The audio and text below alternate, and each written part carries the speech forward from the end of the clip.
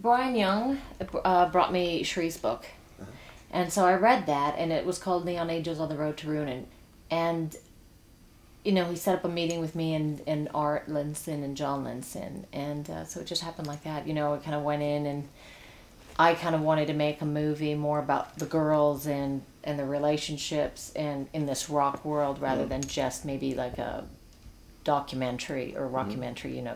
You dogs will be lucky to get a gig singing in the shower. Go sell Girl Scout cookies.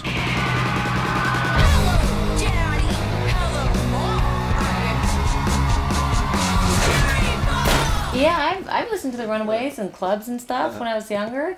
And, you know, I just loved what they stood for. You know, they were kind of like the pioneers of girls getting on stage and playing those instruments that girls weren't supposed to play. So it was really kind of, you know, there was something there, you know. For me, it was more about the research. You know, going back and finding out what was LA like, you know, before punk. Like, what did people wear? What did they, you know, what was their hair like, and all that. So for me, it was kind of interesting to go back and be very detailed about that stuff. I wanted it to be very real, but not like pop real. I didn't want it to be like, you know, orange and brown and all this kind of cartoon version of the 70s. So there were elements of other eras in there that helped. And then just kind of creating a palette, you know, in the beginning of the film, it's much more California, brighter, and then it kind of goes through a transition as you know, kind of gets into more trippy in Japan, where it's like more golds and silvers and metallic colors, and their costumes are more metallic. And then when they get back to LA, it's kind of a different LA. You know, it's a colder LA. It's more stripped of color and a little bit more bleached out. I looked at a lot of stuff. But rock movies, you know, Sid and Nancy obviously is like amazing. But I looked at Christian F, you know, the German film, and just loved that. I loved the innocence of that. There's really something, although Germany was much darker, you know, and foreboding. But but I looked at anything like from Clute to Straw Dogs to all these 70s films, you know, just to kind of get myself in the 70s. This is Joan Jett.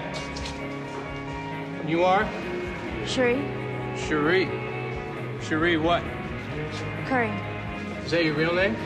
The great thing, you know, about Joan's character and it, you know, it was very driven. It's sort of, this is what I want to do, and music Sid, and she knew coming out, you know. And Cherie's character kind of plays the opposites. Well, Cherie Curry, do you sing or play a musical instrument?